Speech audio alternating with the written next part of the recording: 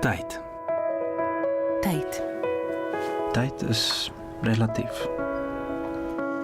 Ons dink daaraan as 'n reguit lyn wat van links na regs loop of van agter na voor. Tyd vloei soos 'n rivier en nes water kan dit deur jou vingers glip as jy nie versigtig is nie.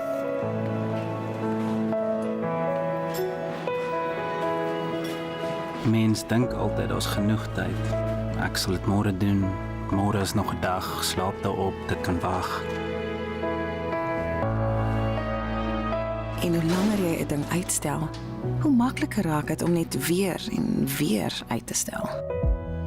As jy weer sien, as jou tyd op, jou kanse verspeel.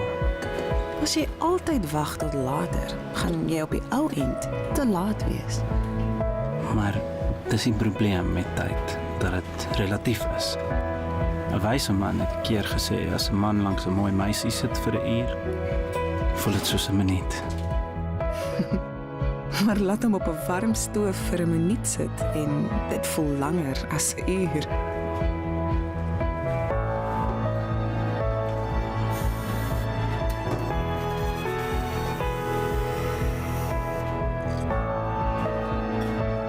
Daarom is dit beter om te weet dat tyd vir niemand wag nie.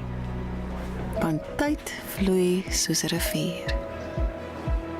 En soos ons almal kop op bo water probeer hou, kan ons maar net hoop dat daar iemand sal wees vir die rivier saam met jou swem. Dis tyd